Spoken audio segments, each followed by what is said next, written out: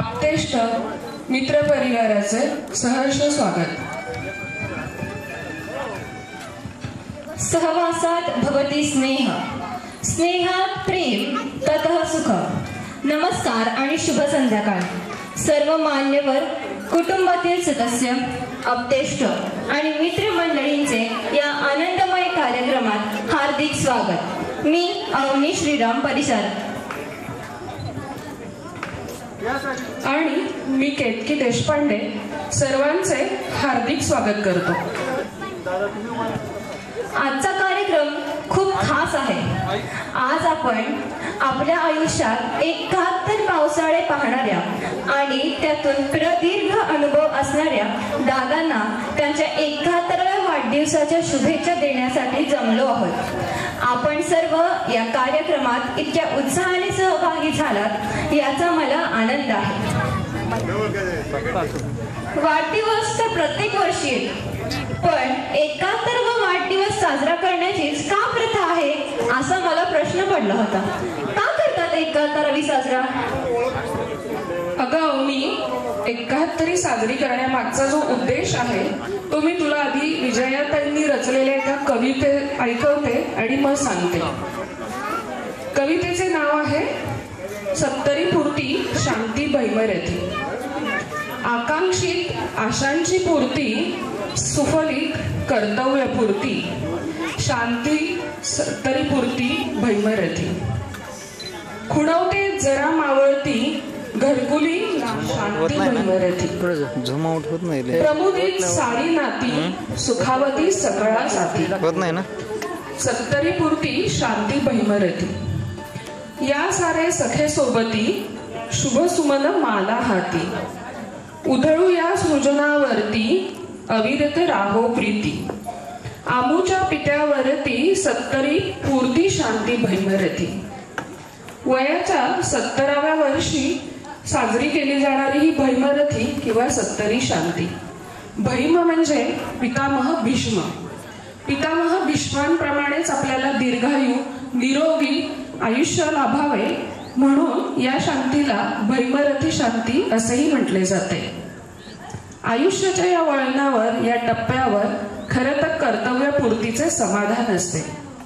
घराचे गोकुळ झालेले असते आणि अशा या सुखाच्या समाधानाच्या काळात सर्व सखे सोबती आप्तेष्ट, कारण आपल्या संस्कृतीमध्ये पती बरोबरच पत्नीचीही शांती करण्याची पद्धत आहे आणि या सर्व धार्मिक संस्कार दोघांनी मिळून एकत्र करावयाचे असतात। आणि म्हणूनच मी प्राध्यापक बाजीराव जोशी सरांना विनंती करते की त्यांनी मंत्रोच्चारासह उभयतांना आशीर्वाद द्यावे।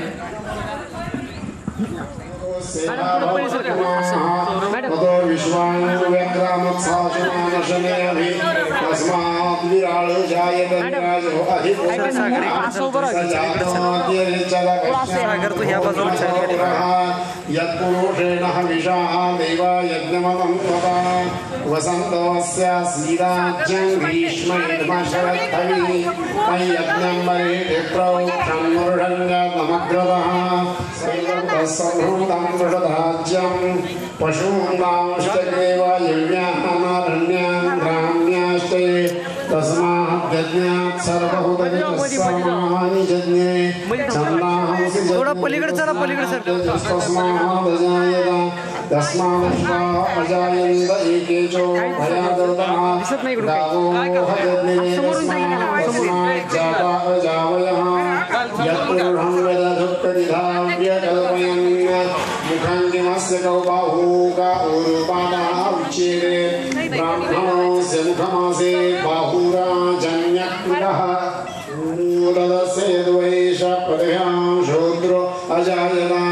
चंद्रमा मनसो जातश्चक्षुर्यो अजायना मुखादिश्च प्राणाद् वायुर्जायना नाभ्या आसीदन्तरिक्षं शीर्ष्णोद्यौ समवर्तता पदभ्यां भूमिर्दिशः श्रोत्रा तथा देवायज्ञं भानावद्धं पुरुषं वशं यज्ञेन यज्ञमायजन्त देवास्तानि धर्माणि प्रथमा सगळ्यात समोर लक्ष द्या. थोडं पुढे होते मॅडम.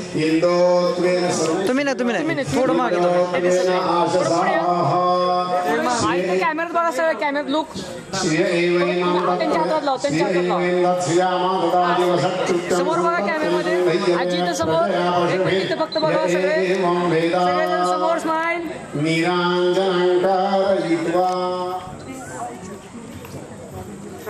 मार्कंडेय महाभाग सप्तकल्पांत जीवन आयुरारोग्यमैश्वर्यं देहि मे मुनिपुंगव द्रौणे मे त्वं महाभाग रुद्रतेजः समुद्भव आयुर्बलं यशो देहि अश्वत्थामं नमोऽस्तुते दैत्येन्द्र कुलसम्भूत यज्ञदान क्रियारत बले त्वां शरणय्यामि दीर्घायुष्यं प्रयच्छ मे वसिष्ठ कुलसम्भूत वेदशास्त्र विशारद नारायणांशसम्भूत वेदव्यास नमोऽस्तुते आयु प्रयच्छ मे राम जामदग्न्य नमोऽस्तुते. आपल्या हिंदू संस्कृतीत औक्षण ही काळासोबत बदलत असली तरी तिचे मूल्य व भावनिक मूळ आजही तितकेच आहे. या अतिशय अशा सुंदर औक्षणाच्या कार्यक्रमामध्ये आजोबांना आशीर्वाद देण्यासाठी त्यांचा लाडका नातू काही श्लोक म्हणणार आहे. जन्मदिनमिदं आय प्रिय सखे, जन्मदिनमिदं आय प्रिय सखे, शन्तनोतु ते सर्वदा हृदं, शन्तनोतु ते सर्वदा हृदं. प्रार्थयामहे भवशतायुषी, प्रार्थयामहे भवशतायुषी. ईश्वरः सदा त्वां च रक्षतु, ईश्वरः सदा त्वां च रक्षतु. पुण्यकर्मणा कीर्तिवर्जयः, संयमणा कीर्तिवर्जयः. जीवनं तव भवतु सार्थकं, भवतु सार्थकं, भवतु सार्थकं, भवतु सार्थकं. वचनांच्या नंतर दादांच्या आयुष्यरूपी पुस्तकात अनेक सुखदुःख घटनारूपी पाने उलगडून दाखवणारी एक ध्वनिचित्रफीत आपण पाहणार आहोत. चला तर मग पाहूया ही ध्वनिचित्रफीत. शिक्षण सांगोला, पंढरपूर, माळशिरस, मंगळवेढा अशा अनेक ठिकाणी पूर्ण झाले. तर उच्च शिक्षण पंढरपूर येथील कर्मवीर भाऊराव पाटील कॉलेज. आपले मन सारखे मोहोळ येथे धाव घेत होते. मोहोळ वडवाळ अवघे मोक्षीयाचे स्थळ, ज्यांना चरणसेवेशी जोडलेले असते. म्हणूनच दादांना श्री नागेशांनीच बोलावून घेतले. त्यामुळे इथे राहत असलेल्या आपल्या लाडक्या आत्याने म्हणजे सोनूताई अजोतीकर यांनी आपल्या पालन पोषणाची जबाबदारी स्वीकारली. भगवंताच्या बार्शी नगरीत राहणाऱ्या त्रिंबकराव. खरंच किती सुंदर या सुखदुःखांच्या आठवणी. 71 निमित्त पुन्हा एकदा आपण भूतकाळात डोकावून तीर्थरूप दादांच्या भूतकाळातील आयुष्याची एक सुंदर अशी सफर करून आलो. आता आजच्या या कार्यक्रमाचा मुख्य भाग असणाऱ्या देशपांडे व आजोबांची लाडकी नात हिला मनापासून स्वागत करते. आज माझे आजोबा श्री व्यंकटेश रामचंद्र देशपांडे यांच्या 71 निमित्त मी माझे मनोगत व्यक्त करते. माझ्या आजोबांचा जन्म 18 नोव्हेंबर 1954 साली मोहोळ येथे झाला. त्यांनी आपले शिक्षण पूर्ण करून पंढरपूर अर्बन बँकेमध्ये कामाला सुरुवात केली. थोरले बंधू या कर्तव्याची त्यांना पुरेपूर जाणीव होती. म्हणूनच कैलासवासी जयंत आजोबा व मीना आत्या आजी यांना त्यांचा कायमच अभिमान आहे. माझ्या बाबांना आपल्या काकांसारखे बँकेत नोकरी करायची होती. ते माझ्या बाबांचे आदर्श आहेत. त्यांनी त्यांच्या कारकिर्दीत कामकाज अगदी चोखपणे पार पाडले. बदलीच्या ठिकाणीही त्यांनी एसटीने प्रवास करून संपूर्ण सोलापूर जिल्ह्यामध्ये काम केले. इतकेच नाही तर पुण्याच्या नव्या ब्रांचमध्येही त्यांनी कामकाज पाहिले. एक अतिशय उत्तम बँकेचे शाखा अधिकारी म्हणून ते निवृत्त झाले. नोकरीसोबत त्यांना शेती व्यवसाय करण्याची खूप आवड आहे. त्यांची कडक शिस्त आणि मनमिळाऊ व कष्टाळू स्वभाव आम्हा सर्वांना खूप प्रेरणा देतो. इतकेच नाही तर 2 वर्षांपूर्वी त्यांनी स्वहस्ताक्षरात संपूर्ण ज्ञानेश्वरी लिहिली. या मंगल प्रसंगी मी देवाला एवढेच मागते की माझ्या आजोबांना निरोगी व दीर्घायुष्य लाभो आणि या सर्व प्रवासामध्ये विजया आजीने त्यांना मोलाची साथ दिली. तिलाही खूप शुभेच्छा. लव यू आजोबा अँड आजी. थँक्यू. वा वा वा, खूप सुंदर. आणि सर्वांची लाडकी कुमारी वीरा अक्षय देशपांडे हिला विनंती करते की तिने तुझं मनोगत व्यक्त करावं.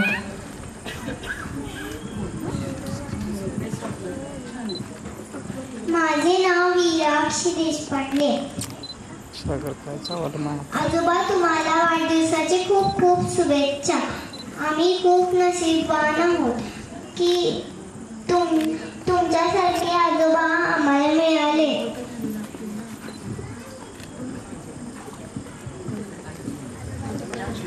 आम्हाला पाठीशी राहू दे. लव यू आजोबा. थँक्यू.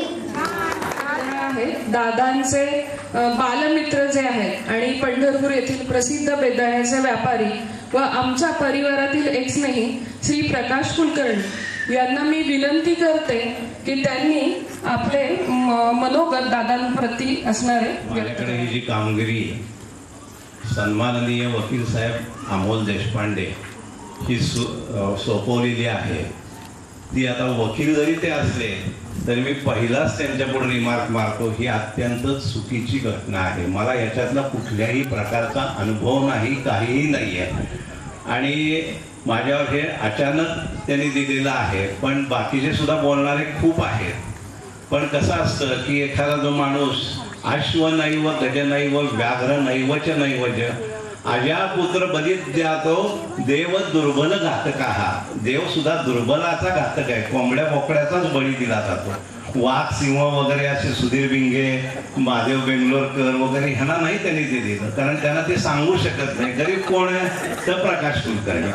हा असू दे, मी ती जबाबदारी पूर्णपणे पार करण्याचा प्रयत्न करतो. पण ज्या बोलताना ज्या काही चुका होतील करतील ह्या तुम्ही सांभाळून घ्या. ह्या कार्यक्रमामध्ये पहिल्यांदा 2 गोष्टी अशा आहेत की एक पुण्यस्मरण RR भाऊसाहेब काका आणखी दीपकची आई या कार्यक्रमामध्ये आमच्यासारख्या मित्रांनी सुद्धा त्यांचं पुण्यस्मरण करणं ही अत्यंत गरजेची बाब आहे. कारण ज्याप्रमाणे दीपक, बाळू, मीना हे त्यांच्याबरोबर वाढले त्याप्रमाणे आम्ही सुद्धा नित्य उशिरा दीपकच्या आयुष्यात आलो. आम्ही बालमित्र नाही, कॉलेजचे मित्र आहोत की जे कॉलेजचं आयुष्य अतिशय जीवनामधलं रॅश असतं. आत्ताच्या ह्याच्याप्रमाणे म्हटलं तर उग्रट असतं. त्या काळामध्ये सुद्धा आम्हाला त्या दोघांकडनं अतिशय प्रेम मिळालेलं आहे. कोणत्याही दिवशी कधीही दीपकच्या घरी गेलं तर आईने खायला घातल्याशिवाय पाठवलेलं नाहीये.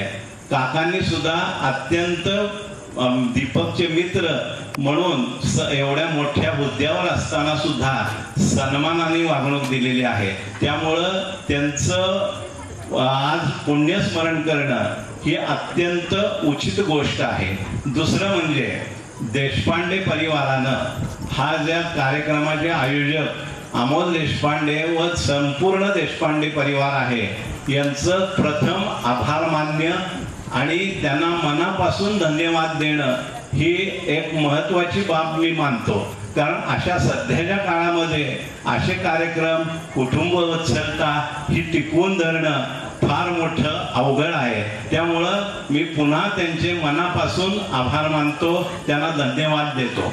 आता दीपक बद्दल बोलायचं म्हटलं तर मी दीपकचा सगळ्यात उशिरा संबंध आलेला मित्र आहे माझ्या मते FY कॉमर्सला.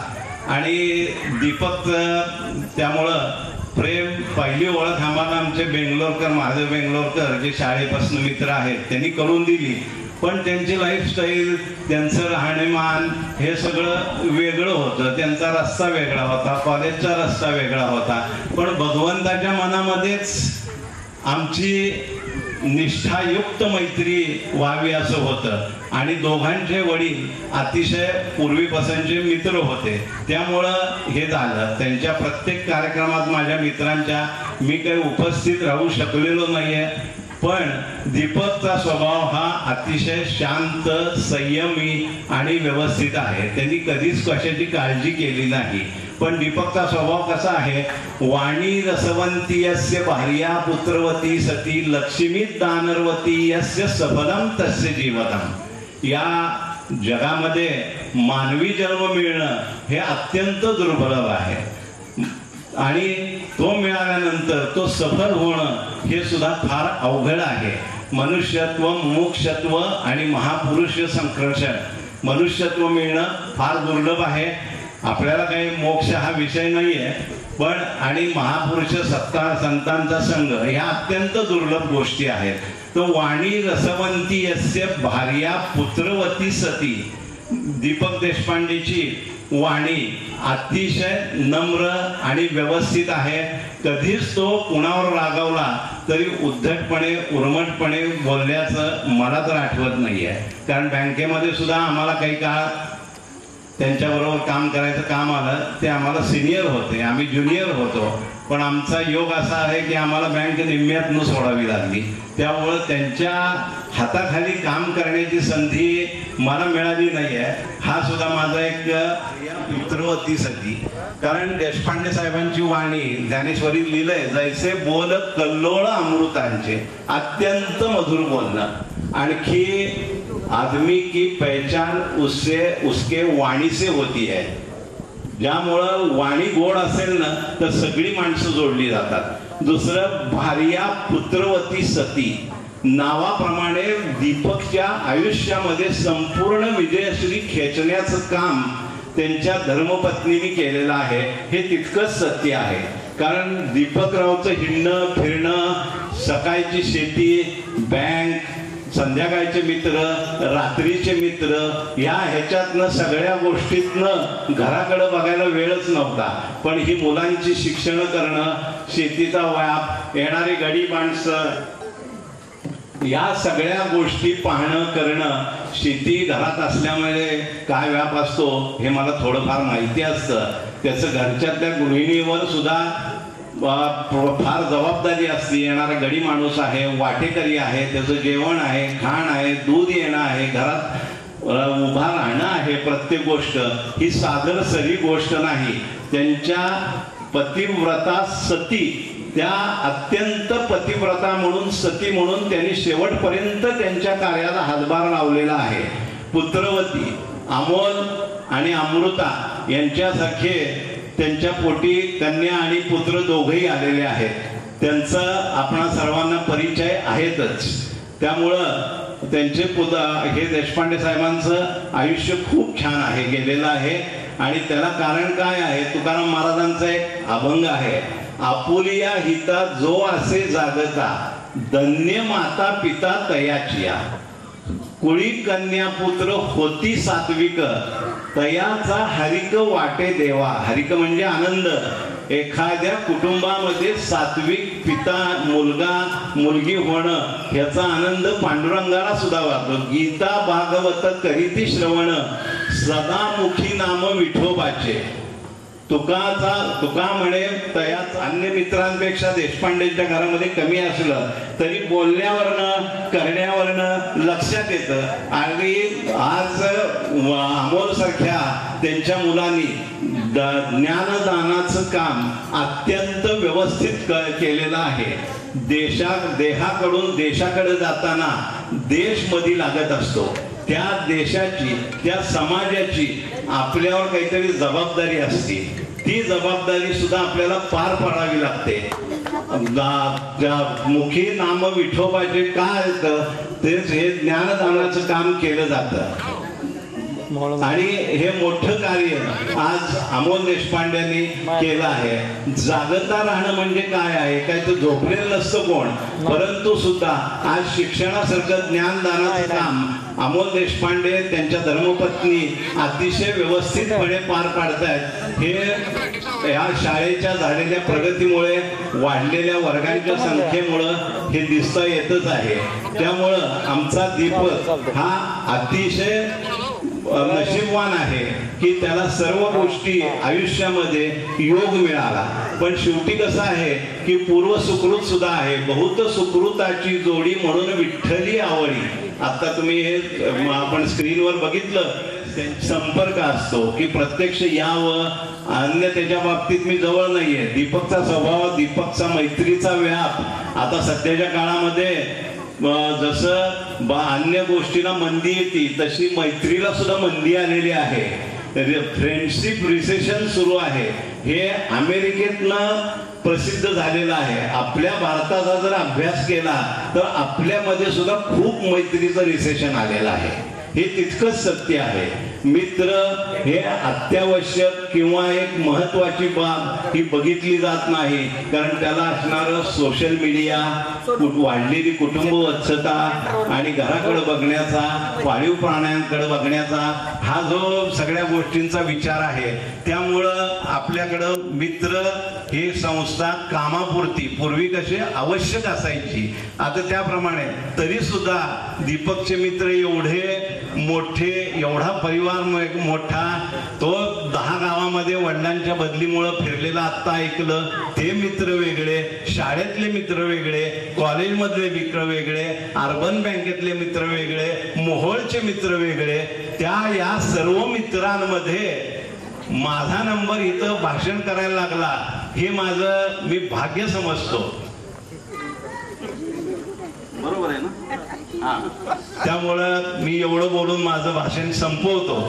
जय श्री कृष्ण. कविता वाचनाच्या कार्यक्रमाकडे वळूया.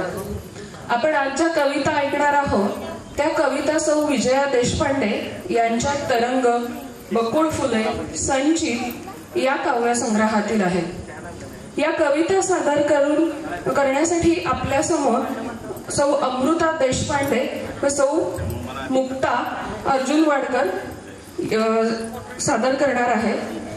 सर्वप्रथम मी आपल्या ह्या कविता सादर करणाऱ्या दोन्ही व्यक्तींचा परिचय करून देते. डॉक्टर सौ अमृता देशपांडे या व्यवसायाने डॉक्टर आहेत, ज्यांना आपल्यापैकी अनेक जण ओळखतात व आपण ज्या आज कविता ऐकणार आहोत त्या कविता सुचण्याच्या त्या एक निमित्तही आहेत.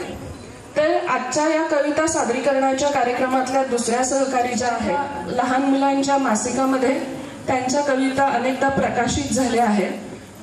तर मी सौ अमृता आणि ॲडव्होकेट मुक्ता यांना विनंती करते की त्यांनी आपल्या कविता वाचनाची कार्यक्रमाची सूत्रे हाती घ्यावी. खरं तर प्रत्येक कवी तेच शब्द त्याच रचना कौशल्यामुळे काव्य नवे भासते. तर हेच या कवी मंडळींचे कर्तृत्व तुम्हा रसिक श्रोत्यांना आवडेल ही अपेक्षा आणि या कविता वाचनाची सूत्रे मी मुक्ता आणि अमृता यांच्याकडे सुपूर्द करतो. तिचा जो आता आपण या ध्वनिचित्रफितीमध्ये दादांचा प्रवासामधला, जीवन प्रवासातले महत्वाचे प्रसंग, त्याच्याबरोबरच्या त्यांच्या कामगिरी, कारकिर्दीतले महत्वाचे टप्पे हे सगळं आपण पाहिलं. पण ह्याच्या बरोबरचा भावनिक आणि आईच्या चष्म्यातून, म्हणजे ती त्यांची सहधर्मचारिणी आणि अर्धांगिनी आहे, ह्या सगळ्यामध्ये ती त्यांच्या सतत बरोबर असलेली आहे. तर ह्या सगळ्याचा भावनिक काव्यात्मक प्रवास जो आहे तो आम्ही तिच्याच कवितांमधून सादर करणार आहोत. तर याच्यामध्ये कविता म्हणजे भावनांचा खळाळता प्रवाह, एक अभिव्यक्तीचं मूर्त रूप आहे. कमीत कमी ते तिला चपकळ जमतं. तर्कसंग्रह, विचारांची मांडणी तिला कवितेमधून अगदी पक्की जमते. चंद्रात करतो किंवा आणि थोडंसं सोडून देतो. पण आईच्या बाबतीत असं नाही घडलेलं आहे. तिच्या त्या घटनांबद्दल विचार करून हे का घडलं असेल आणि या अशा गोष्टी घडू नयेत ह्याच्यासाठीचं सगळं सोल्युशन ती 15-20 वाक्यांमध्ये अगदी 4-5 शब्दांच्या रचनेमध्ये ती मांडून मोकळी होते. मग त्याच्यामध्ये अगदी इतिहासातले संबंध असतात, संदर्भ असतात, शिवाय आत्ताच्या या काळामध्ये तर्कसंगत असे त्याच्यावरचे सोल्युशन्स तिने दिलेले असतात.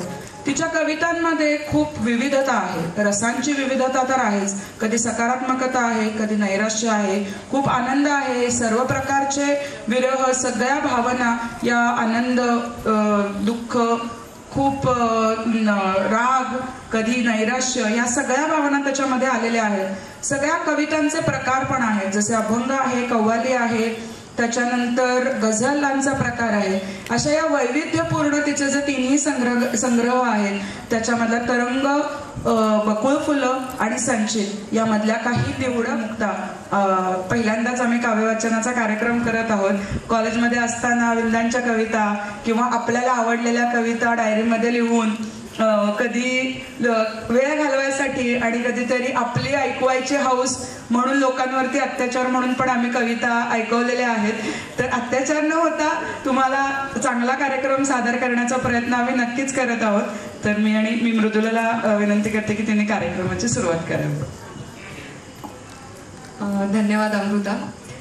सगळ्यात आधी मला इथे नमूद करायला सांगायला जरूर आवडेल की आपण ज्या कार्यक्रमासाठी इथे जमलो आहोत, मी मामा मामी असं म्हणेन, दीपक मामा आणि मामी, तर माझे आजी आजोबा आणि अमृताचे आजी आजोबा हे सख्खे शेजारी आणि अगदी जवळ घट्ट मैत्री त्यांच्यामध्ये होती. आणि मला इथे आज मी या प्रसंगी आहे याचा खूप आनंद होतोय की ही आमच्या मैत्रीची तिसरी पिढी आहे असं म्हणायला हरकत नाही.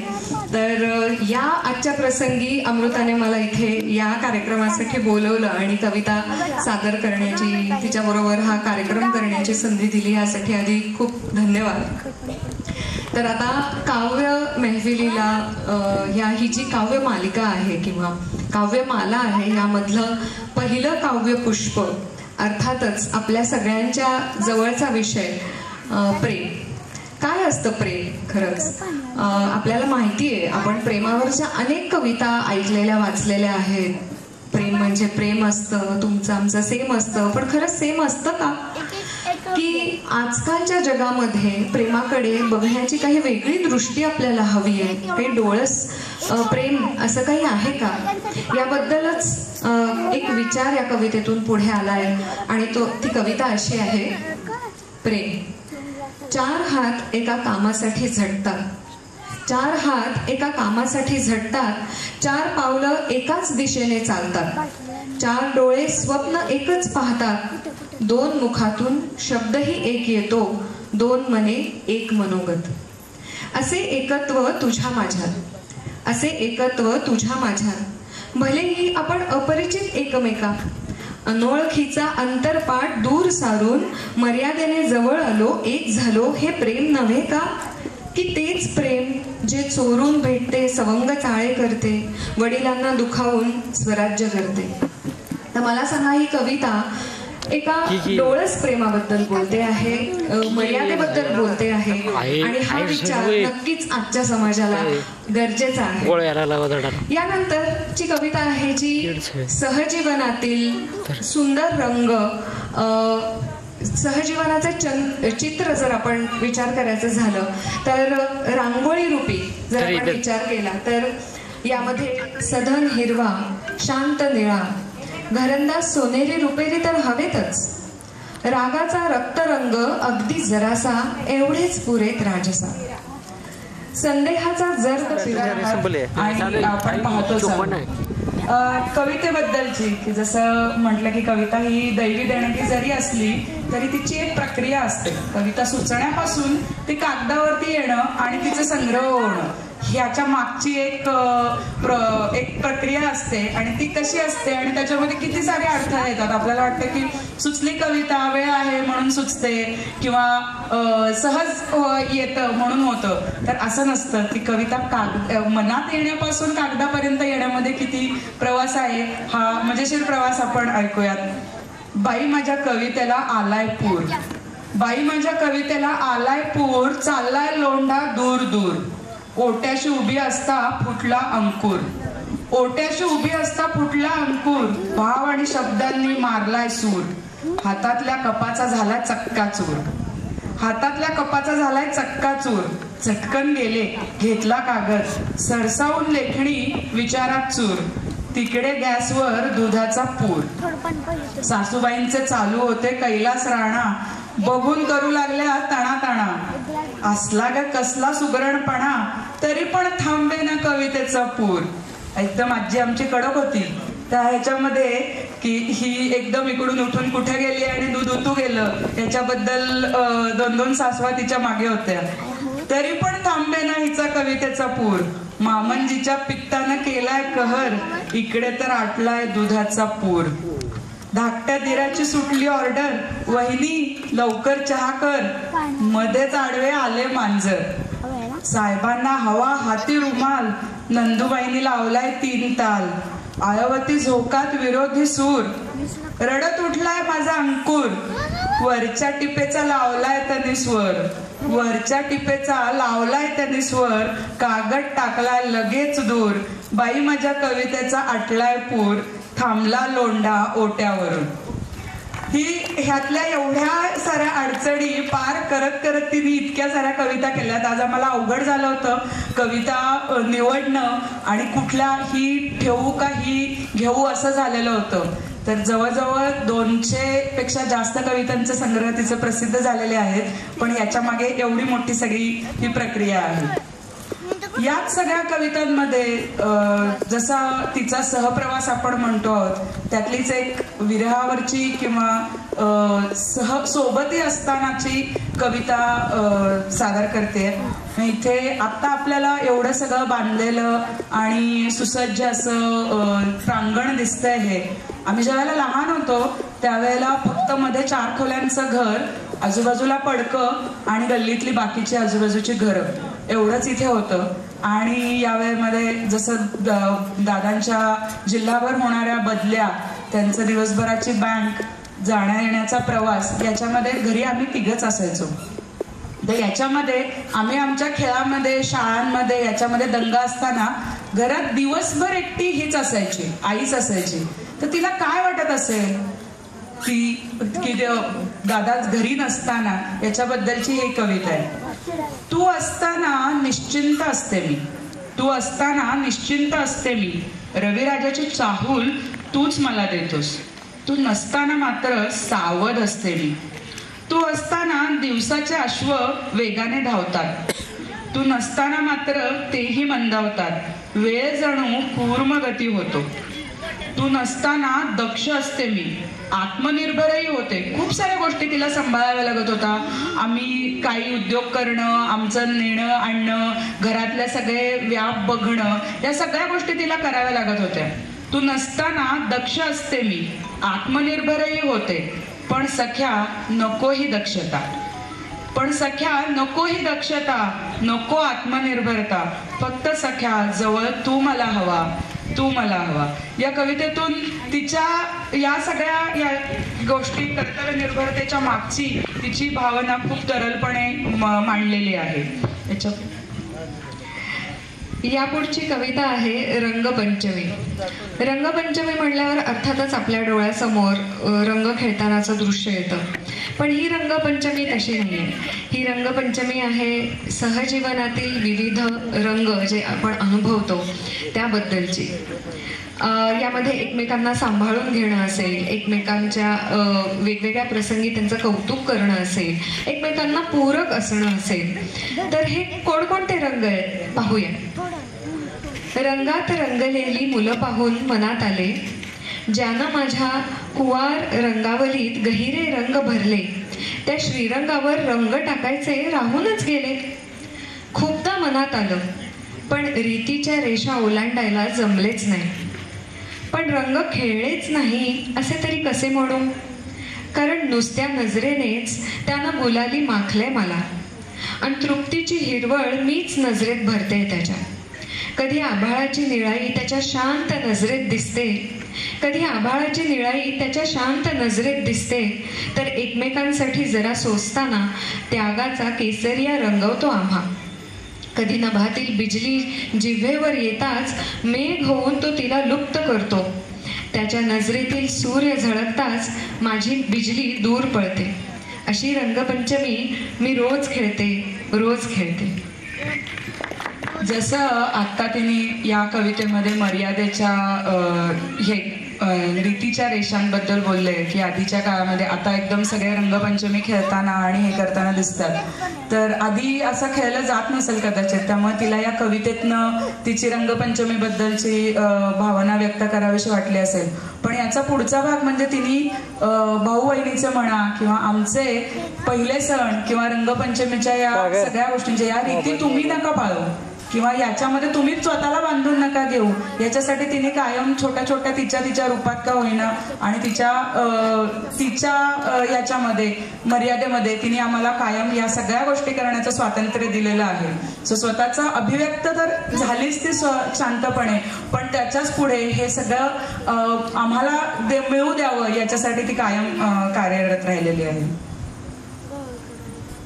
यानंतरची कविता आहे अलंकार. ही कविता मी आधी वाचून दाखवते, म्हणते, आणि मग त्यानंतर त्याबद्दलची एक छोटीशी आठवण अमृता आपल्याला सांगेल. बाळ विचारतो आईला, रोज रोज रात्र कशाला होते? बाळ विचारतो आईला, रोज रोज रात्र कशाला होते? सूर्य आभाळातून गेला की उत्तरली आई. त्यावरचे याचे भाष्य, मी आभाळाला गोळी घालीन. ही बाळाची उर्मी दाबायची नाही, तर तिला वळण द्यायचं. प्रश्नच प्रश्न भरलेत सोनुल्यांच्या मनात, त्यांची उत्तरं द्यायची. काम न संपणारे खरेच, पण तितकेच जरुरीचे आणि हवेसे. कारण तिला घडवायचं आहे अलंकार, सुडोल सुंदर, समाज देवतेने खुशीने धारण करावा असा अलंकार. जसं मी म्हटलं मगाशी की या सगळ्या प्रांगणामध्ये आत्ता आपण हे सुसंच बांधलेलं असं इमारती बघतो आहोत, पण आम्ही ज्या वेळेला लहान होतो त्यावेळेला इथे फक्त मधल्या 4 खोल्या आणि मागचं पुढचं अंगण आणि बाकी आजूबाजूला सगळं पडकं. म्हणजे आत्ता आपण जिथे बसलेलो आहोत तिथे तर पूर्ण बाभळीचं वन आणि एक विहीर होती आणि इथे सगळ्या गावाचा कचरा कुंडी आणि हे असल्यासारखं इथे होतं. लाईट जायची खूप वेळेला, अंधार व्हायचा. अशा वेळेला भीती वाटून हे विचारलेले की रोज रोज अंधार कशाला होतो, असं भाऊने विचारल्यानंतर तिला ही सुचलेली कविता आहे की त्यावेळेची ती वेळ तर आमच्या समोर दटून उभं राहणं तर आहेच आहे, शिवाय जे प्रश्न पडतात त्या प्रश्नांना उत्तरं देणं आणि आमची भावनिक कुठेही कुचंबणा न होऊ देता आमच्यामध्ये ती भीती येऊ नये, तर याचा कल्पकतेने पुढे नेण्यासाठी ती कायम आमच्या भावनिक जडणघडणीमध्ये या दोघांनी आम्हाला खूप साथ दिलेली आहे. अशीच पुढची कविता जी मी हॉस्टेलला असताना काही अडचण आली त्यावेळेला, अगं मला असं प्रॉब्लेम आला होता कॉलेजमध्ये, पण काही नाही असं वागले मी आणि मग असं आईला मी घटना सांगितल्यानंतर तिला सुचलेली ही कविता आहे. मुलगी मातेला म्हणाली, प्रसंग बाका होता. अद्वैत असं कवितेचं नाव आहे. मुलगी मातेला म्हणाली, प्रसंग बाका होता, रस्ता निसरडा होता. जपून बोलले, जपून चालले आणि मी चुकलेच नाही. ऐकून आई खूप आनंदली आणि मुलीला कुरवाळून म्हणाली, तू बरोबरच असणार, कारण माझी मनी ना तू, माझ्या मनी तू, तुझ्या मनी मी, अशा मनोमनी एकपणी तू आणि मी. भविष्याच्या आकाशात मुक्त विहर, भविष्याच्या आकाशात मुक्त विहर, तेवढं बळ दिलंय तुझ्या पंखात. आणि आलाच प्रसंग बाका, तर मीच सावरीन तुला तत्क्षणी, अगदी त्याच वेळी. कारण दूर कुठे नाहीच मी आहे तुझ्या मनी, सल्ला देईन पोक्तपणी. एकटी पोरकी तू नाहीसच कुठल्याही क्षणी, सदैव सोबत आहे तुझी माय भवानी पाठराखिणी, तुझी माय भवानी पाठराखिणी. बरीच वर्ष 13 वर्ष हॉस्टेलला एकटे राहत असताना तेव्हा आत्ता जेवढे मोबाईल आहेत की पटकन फोन करून आपण आईला विचारणं की अगदी फोडणीला टाकताना आता काय घालू, ह्याला कसं करायचं, ह्या गोष्टी नंतर सुरू झाल्या. पण जेव्हा अगदी बाहेर राहायला सुरुवात केली त्यावेळेला या सगळ्या गोष्टी काही नव्हत्या. 3 दिवसातून एकदा फोन घरी करायचा, तेही एक STD बूथच्या लाईनमध्ये उभं राहून 3 ते 3:30 विनंती करते की त्यांनी निवडलेल्या कविता त्यांनी सादर कराव्या.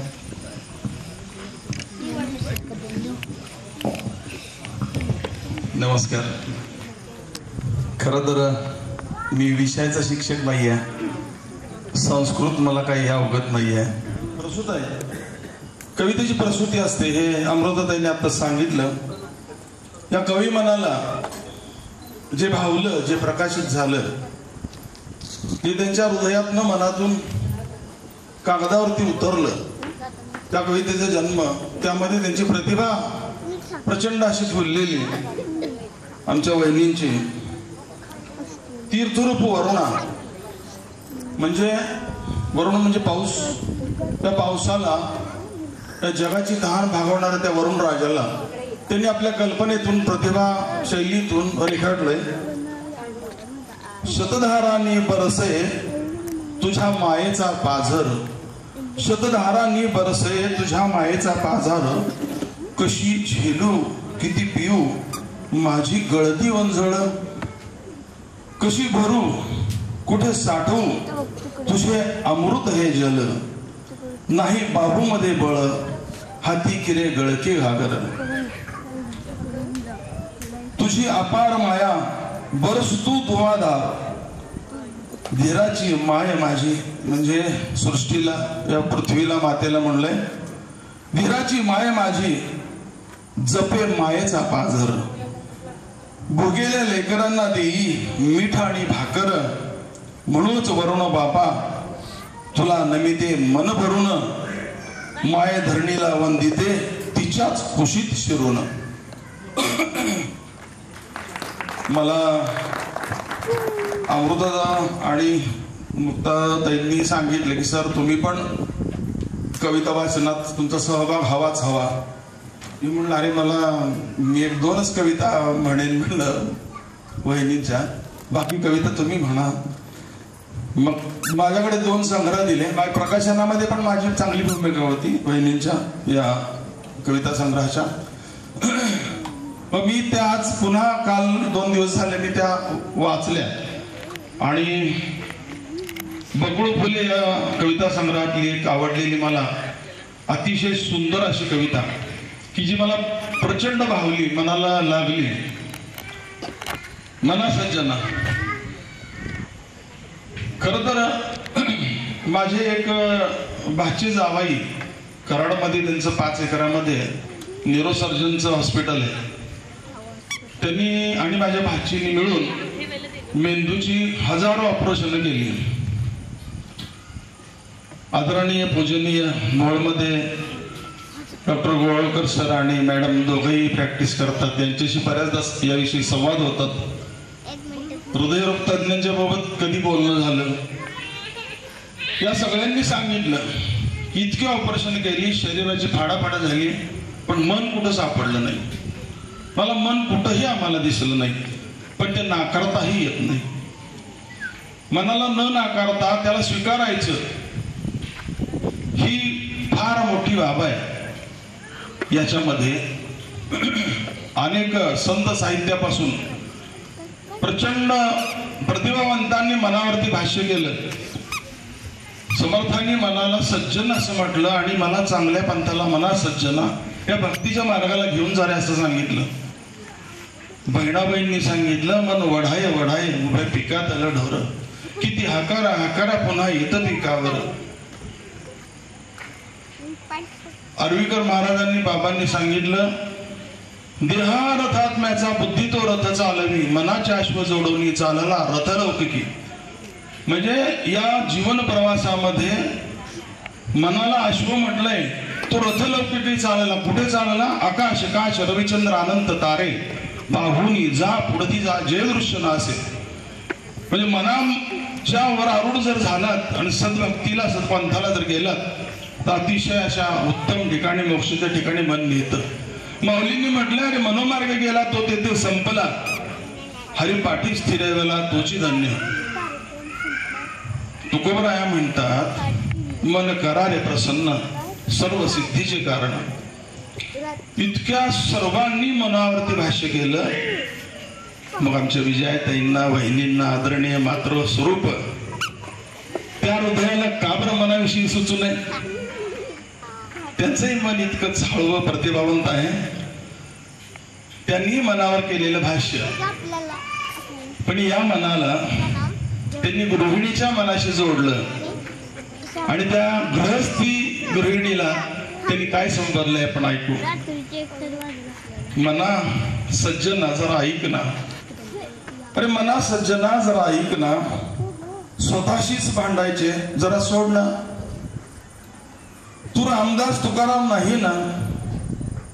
अगर थोडाच तू बहिणा जना, तू आहेस क्षुद्र अवस्थ गृहिणी मना.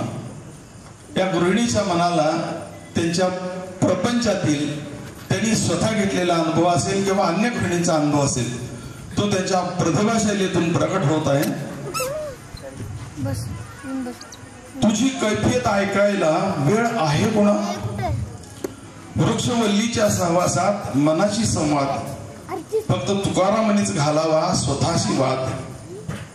शतश्लोकांचा मनोबोध शोभतो, अजरा अमर करतो फक्त रामदासांना. मानापनाच्या प्रताशात रंगताना, उगा वृथाशी नताना. जरा शांत रहा ना आणि आठवत्या दयाना. मना सज्जना जरा ऐक ना, मना सज्जना जरा ऐक ना. एक शेवटची कविता माझ्याकडची एक सादरीकरण करायची वाटते, करतो.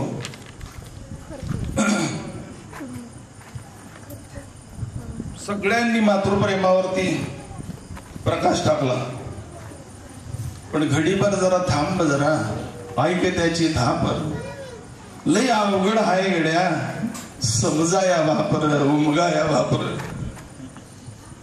रुबाबदार चाल, दमदार आवाज, जरासे राकट नेटकेपणाचा साज. यशस्वी मितभाषी कामसू हात, बाबांचे हे आदर्श रूप. पण पुढे जरा वेगळेच घडे, सुशिक्षित आईलाही काम मिळे. बाळाची ना काळजी, त्या आजवर राजी, आजीवर राजी. बाबांची इतराजी, रात्रीत होई राजी. एकदा मात्र मजा झाली, अब्बा आजी भूर गेले. आईला रजाच नाही, बाबांनाच याची सजा झाली. प्रेमळ आई हळुवाराजी, बंद दार समोर त्याच्या ऐवजी. टिपेचा सूर निघे बाळ इतराजी, आता कशी राखावी याची मर्जी. घट्ट उरी लावले, लगेच डोळे पुसले. जोरात रडू लागे, अजूनही डोळे भरले. कारण उबदार अमृत कुंभ इथे कुठे. माया आहे इथेही पण कातळातले पाणी. माया आहे इथेही पण कातळातले पाणी. गालाला गाल रुतले, गालात गाल रुतले. रडणाऱ्या बाळाची करेल कोणी. बाबांची राकट माया याला दाखवेल का कोणी. काळजातले पाझर दिसाया काय करावी करणी. मनातल्या विचाराने बाबांच्या डोळा पाणी. बाबांची पिढी जात कैफियत ऐकल का हो कोणी. ऐकेल का कोणी, ऐकेल का. धन्यवाद. आता जी कविता घटना सांगितल्यानंतर तिला जे सुचलंय की बाबाचं प्रेम दिसत नाही किंवा बाबांना व्यक्त होता येत नाही, तर त्याच्याबद्दलची ही कहाणी तिने सांगितलेली आहे. याच्या पुढे यानंतरची कविता आहे सामान्य गृहिणी या शीर्षकाची. आता आपण बघितलं की बाबांच्या मनाची हळवी बाजू आणि आई घरी असतानाची तिची जी सक्षम अशी बाजू, या दोन्ही खरं तर केल्या गेलेल्या भावना आहेत. तसंच गृहिणीचंही काहीसं आहे की आपण जर कोणाला विचारलो आणि जर ती स्त्री गृहिणी असेल आणि तिला जर विचारलं की काय करता आपण, तर सहज उत्तर येतं काही नाही, मी घरीच असते. खरं तर हे खूप मोठं काम आहे आणि हे अजिबात साधं सोपं सरळ असं काम नाही आहे. कारण घरी असलेली स्त्री ही कधी केवळ गृहिणी नसते, तर वेळप्रसंगी ती वैद्य असते, डॉक्टर असते, वेळप्रसंगी ती शिक्षिका असते लहान मुलांसाठी, उद्याचं नेतृत्व घडवणारी माता असते, गुरु असते, ती मॅनेजमेंट गुरु सुद्धा असते. कारण एका वेळी तिला अनेक गोष्टी सांभाळायच्या असतात, त्यामध्ये मॅनेजमेंटच्या ज्या काही तत्व असतात ते सगळे तिला अंमलात आणायचे असतात.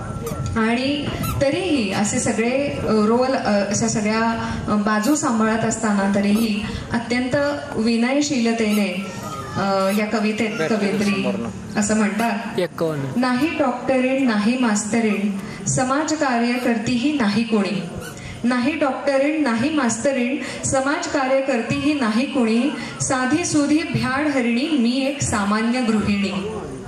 कधी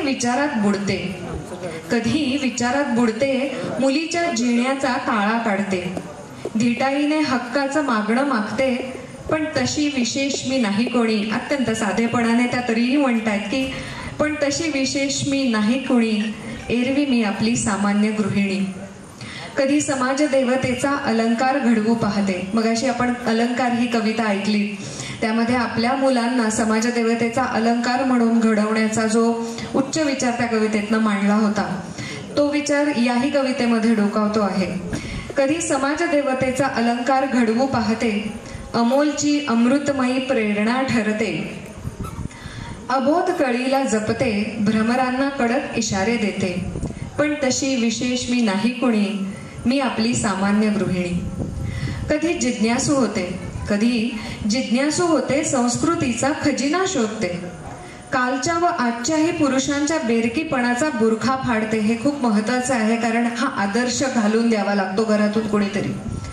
कधी जिज्ञासू होते संस्कृतीचा खजिना शोधते, कालच्या व आजच्याही पुरुषांच्या बेरकीपणाचा बुरखा फाडते, तरीही साजणाच्या दिलाची मी राणी, तशी मी विशेष नाही कोणी, मी एक सामान्य गृहिणी.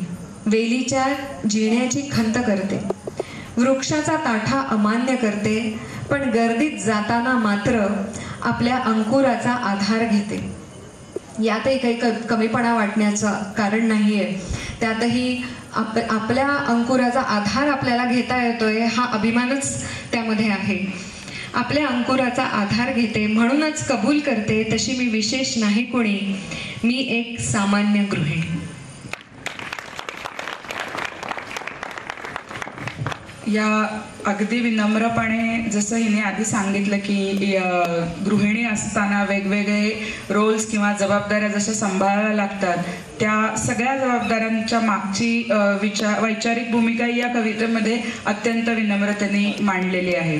याच्या पुढच्या याच्यामधला टप्पा असा की ती सासू होते, त्यावेळेला आपल्या सुनेशी असणार सासू सुनेचं नातं तसं काय बदनाम नातं आहे की बऱ्याच याच्यामध्ये आपल्याला निगेटिव्हली किंवा नकारात्मक असं रंगवलेलं हे नातं आहे. पण सांगितलेलं आहे, दुरून सूर कानी आले, माझे आभाळ तुला घे, तुझे आभाळ मला दे, तीच लय मनात रुजली, भाऊक शब्द ओठी आले, सुनबाईला सांगू लागले, माझा सोन्या तुला घे, माझा सोन्या तुला घे, तुझा सोन्या मला दे, माझे हात तुला घे, तुझे हात मला दे, दोघी मिळून सजवूया घर सुंदर आपुले. हे किती छान विचार आहे. दोघींनी एक मनाने हा विचार केला तर एकदम घर सुंदर होतं याच्यातनं. तुझा सल्ला मला दे, तुझा सल्ला मला दे, माझा सल्ला तुला घे, तुझ्या आधी इथे आले मी. दोघी बाहेरूनच आलेल्या असतात. खरं तर सासू सुना दोघी या घरासाठी बाहेरून आलेल्या असतात. त्या दोघींनी एकत्र सगळ्या गोष्टी केल्या तर इतकं सोपं जाणारं असतं. तेच याच्यामध्ये सांगितलेलं आहे. तुझ्या आधी इथे आले मी, समाधान साठवले, माझी माया तुला घे, माझी माया तुला घे, तुझी माया बाळाला दे. दोन्ही माया आपण दोघी मिळून बाळाला देऊया. तुझ्यामुळे भेटले ग नातवंड मला सये, तुझ्यामुळे भेटले ग नातवंड मला सये, देवा तुला किती विनू, देवा तुला किती वानू, मला नाही झाड केले, झाड कसे कुरवाळे नातवंड आपले रे, कृतार्थ मी आजी झाले, कृतार्थ मी आजी झाले, पुन्हा परत माय झाले, कळ्या नाही सोसल्या ग तरी बाळ हाती आले, कळा नाही सोसल्या ग तरी बाळ हाती आले. आईच्या मायेने ही तिन्ही पाचही नातवंड, पाचही नाही म्हणता येणार, फक्त सगळ्या गल्लीची गावाची नातवंड तिने सांभाळली आहेत याच प्रेमाने.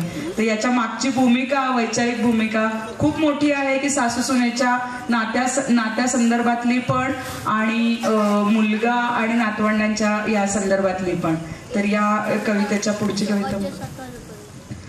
तर कसं होतं ना, कधी कधी आपण आयुष्य जगत असताना एका टप्प्यावर मागे वळून पाहतो आणि विचार करतो की खरंच आपण आपली या प्रवासाची सुरुवात कुठे झाली आणि आता आपण कुठपर्यंत येऊन पोचलो आहोत.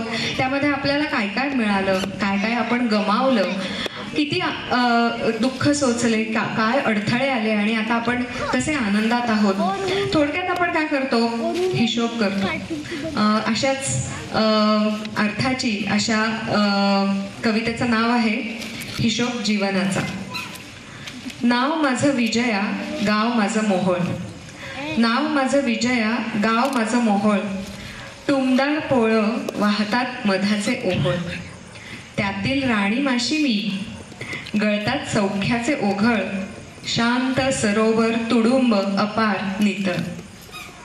विशी तिशी पन्नाशी पार गेली, विशी तिशी पन्नाशी पार केली, साठीही झाली आता आहे 64, तरीही आहे मी सुडोल सधट, नाजूक नक्षीदार जणू काही कोथिंबीर हिरवीगार.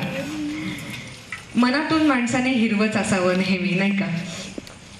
असू दे वय 64, चालते मी चटचट, काम करते पटपट, सांभाळते नातवंडे नटखट, तशी साधी गृहिणीच मी, नवे नवे घालवतीच मी. इथे घालवतीच म्हणजे कमावणारे आणि घालवणारे असा. मग अशी आमची कविता वाचनाचा आमचा प्रॅक्टिस सुरू होती, त्यावेळेला आम्ही प्रश्न विचारला की इथे घालवतीच म्हणजे नेमकं काय म्हणायचंय. तर कमावणारे कोणी असतात आणि घालवणारे कोणी असतात. तर इतकं सगळं कमावून आणि कमावणाऱ्यांच्या पाठीशी खंबीरपणे उभा राहून तरीही नवे नवे घालवतीच मी, पण तरीही साठवलेत मी अक्षय आनंदाचे रांजण. कणीदार तुपासाठी लावते विरजण, नाही घालत कोणाच्या सुखात विरजण. घरदारात काव्य सुरात तृप्त माझे मन, आई अन्नपूर्णेने दिले तृप्त चवीचे वरदान, काळ्याशार धरित्रीने दिले समृद्धीचे दान. काय काय आपल्याकडे आहे त्याबद्दल खरं तर कृतज्ञता आपण व्यक्त केली पाहिजे, नाही का. तीच या ओळींमधून प्रतीत होते. फळे फुले अमृतमय मिष्टांने भरल्या मनाने मुक्त हाताने वाटते, सर्वांना देऊनच पोट माझे भरते. विश्वंभराची अन्नपूर्णा शोभते, त्याच्या सवे सुखे वाट चालते. जुने पुराणे जड भार विसरते, अपमान दुःखाचे सल विसरते. नको ते मागे सोडून द्यावे, जे आपल्याला वाईट वाटते, दुःख आहे ते आपल्याला मागे सहज सोडून देता यायला हवं, हा विचार यातनं पुढे येतोय. जुने पुराणे जड भार विसरते, अपमान दुःखाचे सल विसरते.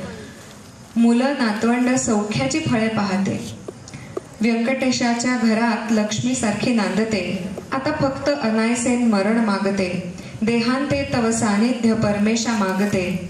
मिळेलच अशी खात्री वाटते, मिळेलच अशी खात्री वाटते. सहप्रवास सांगितलेला आहे आणि आपण भरलं गोकुळ बघतोच आहोत. जसं मी सुरुवातीला म्हणाले की कवितेमध्ये खूप विषयांचं वैविध्य आहे. कवितेतल्या आतापर्यंत आपण कौटुंबिक नातेसंबंध याच्यामधल्या भावनांवरच्या कविता आतापर्यंत आपण पाहिल्या. याच्या पुढे ज्या कविता आहेत तिच्या जसं म्हटलं की एखाद्या आपल्याला प्रसंग घडल्यानंतर आपण तो वाचतो आणि त्याच्याबद्दल जो काय विचार येतो तो थोडा वेळ राहतो आणि पुढे जातो, आपण पुढे चालायला लागतो. आईच्या बाबतीत असं नाही घडत. त्या प्रत्येक घटनेचे पडसाद कवितेच्या रूपाने ती अभिव्यक्त करते. तर अशाच काही कविता ज्या आहेत त्या आपण पुढच्या पाहणार आहोत. मी त्यातली पहिली कविता सादर करण्यासाठी अवनीला बोलवते. मुलांना कळण्यासारखे आहेत. कवितेचे नाव आहे चिवकडचे बारसे. बागेमध्ये भलतीच घाई गडबड झाली, बारशासाठी वाडाभर आमंत्रणा केली. चिवकडे बारसे आखरीतच बाई. आम्ही कधी पाहिले ऐकले नाही. त्याची तशी गंमतच झाली. बागेमधील घरात एक जोडपे आहे. रिकाम्या आजोबांना एक काम आहे. झाडे वेली छाटण्याचा फार नाद आहे. त्यासाठी दोघात कायम वाद आहे. तडातडा आजोबांनी शाखा तोडली. मग काय त्यांची फार जिरली. पाना आड होते हळदीनीचे घरटे. पाना आड होते हळदीनीचे घरटे. त्यामध्ये तिचे अंडे 3 छोटे. आजोबा गेले घाबरून. आजीला नेले बोलावून. घरट्यासहित मग हळूच फांदी उचलून पुन्हा त्यांनी तशीच दिली झाडा बांधून. एवढ्या संकटातून घरटे वाचून त्यातील पिल्ले राहिली की होत गुण. म्हणूनच तर आहे बागेत बारसे. हळदीनीचे नुकसान झाले नाही फारसे. या तुम्ही बारशाला गिफ्ट घेऊन छानसे. या तुम्ही बारशाला गिफ्ट घेऊन छानसे. बागेमध्ये आज आहे चिवकडे बारसे. बागेमध्ये आज आहे चिवकडे बारसे.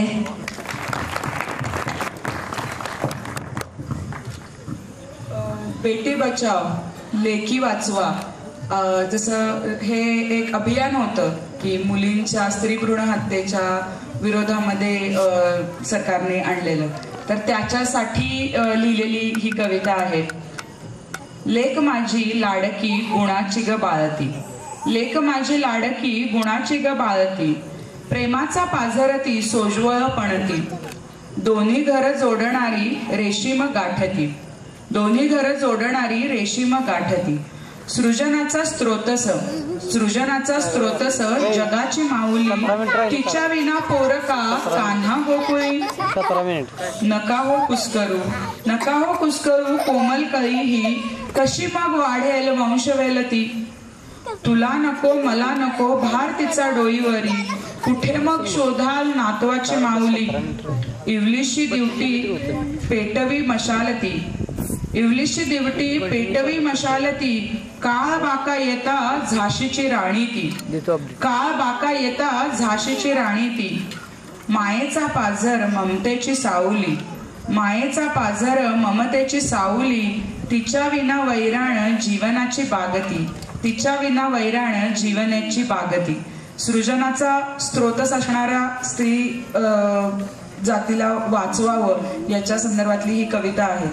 याच विषयावरची आईची अजून एक कविता आहे. याचा सूर अगदी वेगळा आहे. गणेशोत्सव किंवा कोणत्याही उत्सवानंतर जेव्हा बघतो की या मूर्ती ज्या असतात कशा तरी भंगलेल्या, कुठेतरी टाकलेल्या, आणि आपलं मन अगदी विषण्ण होतं. ते पाहून आपल्याला आत कुठेतरी चर्र होतं. तेच याबद्दल आणि पर्यावरण ह्या सगळ्या विषयांवर भाष्य करणारी ही कविता आहे. तर ऐकूया. जगन्माते. जगन्माते काल तुझे दर्शन झाले. जगन्माते काल तुझे दर्शन झाले पण मी नाहीच आनंदले. कारण काल मी तुला पाहिले कचऱ्याजवळ चिंधीत वेढलेले. खूप व्यथित झाले, खूप व्यथित झाले, व्याकुळले, फक्त उसासले, आत धुमसले. कारण तुला उचलू नाही शकले.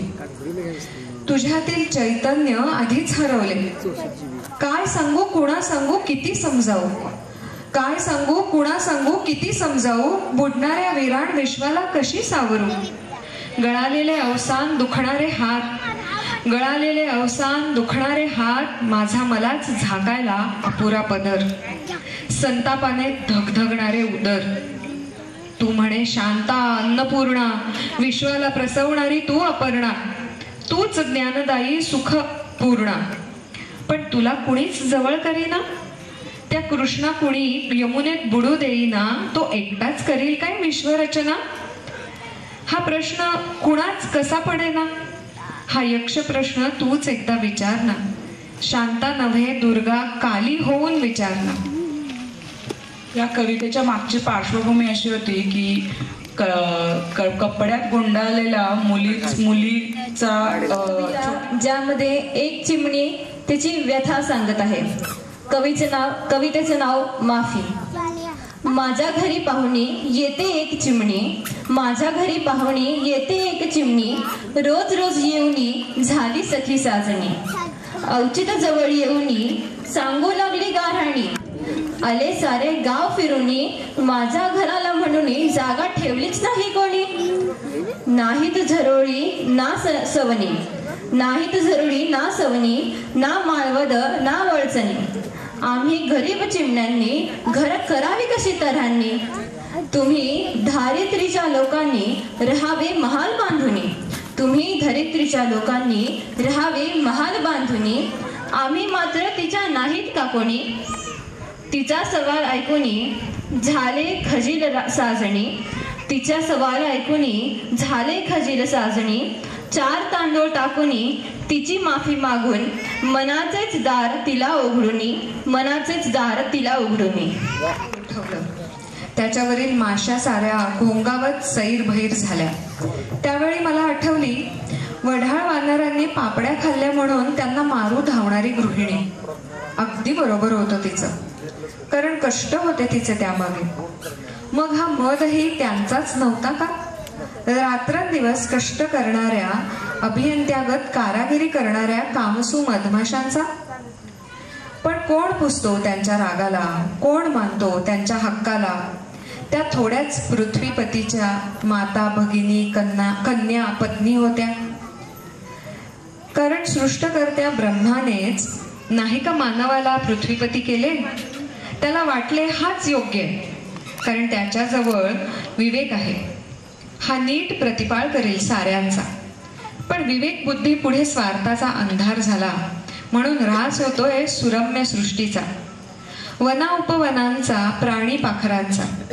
आताच पाजळायला हवा दीप भूतदयेचा, नाहीतर संतापलेला सूर्यदेव ओझोनच्या विरळ थरातून होरपळून काढील साऱ्या सृष्टीला. प्लॅस्टिकच्या अपार डोंगरात उकडून काढील तुम्हा आम्हाला.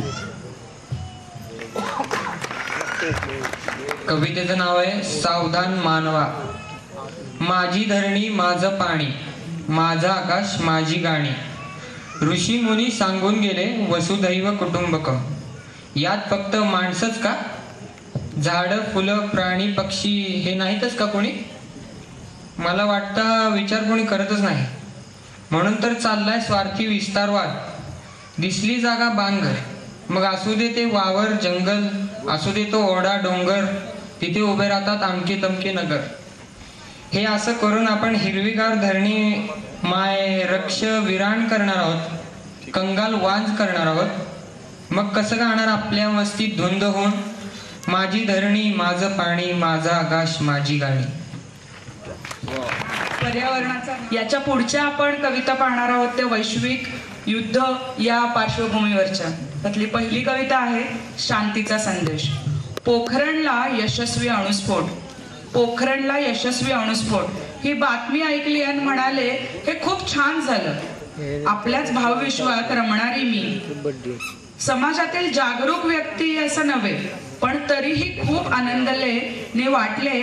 नेभळटपणा अहिंसेच्या बुरख्यात दडवणाऱ्या राजकारणात एक तरी अटल भीष्म निघाले. निग्रही खंबीर निर्धाराचे, निग्रही खंबीर निर्धाराचे. त्यांना तरी कुटील कौटिल्याच्या चाणक्याच्या वचनाचा विसर नाही पडला की शांतीचा संदेश कशा वस्त्रातूनच नव्हे तर शस्त्रांच्या सज्जतेतूनच मिळतो. आज आपण ह्याचं पडसाद आजच्या काळामध्ये पाहतो आहोत. तर याच्याच पुढची कविता आहे ती भारत पाकिस्तान कारगिलचं युद्ध जे झालं त्याच्यावरती. ऑपरेशन विजय यशस्वी. ऐकलं आणि मनात आलं, ज्या देशाचा आद्य इतिहासच मुळी जय नावाचा आहे त्याला विजय मिळणारच. इथे कोदंडधारी राम, सुदर्शनधारी श्रीकृष्ण झाले, पृथ्वीराज प्रताप शिवाजी झाले. त्यांनी शौर्याने स्वराज्य स्थापले, न्यायनिष्ठेने सुराज्य केले. देशनिष्ठेला प्राणांचे मोल आहे इथे. पण सौंदर्यवतीला तिळाचे गालबोट असावे, तसेच दुर्योधन राघोबा हे घरचे भेदी आणि जयचंद सूर्याजी हे फितूर इथल्याच मातीत पूर्वी झाले. त्यांचाच वारसा आजचे हे फितूर अतिरेकी चालवतात. शूद्र स्वार्थासाठी मातेशी घात करतात, पण त्याची खंत कशाला? कर्तव्य करावे आपण. प्रत्येक मातेने प्रयत्न करावा कृष्ण, राम, शिवाजी घडवण्याचा. प्रत्येक पत्नीने पटवून द्यावे, मनी आणावे भोगापेक्षा त्यागाचे महत्व. मग सदैव विजय आपलाच, मग विजय सदैव आपलाच. कविता आहे, त्याला वेगळ्या प्रस्तावनेची गरज नाहीये. त्याचं नुसतं नावच, शीर्षकच पुरेसे आहे. शीर्षक आहे सिंदूर. सौभाग्य तिलक लाल भडक सिंदूर.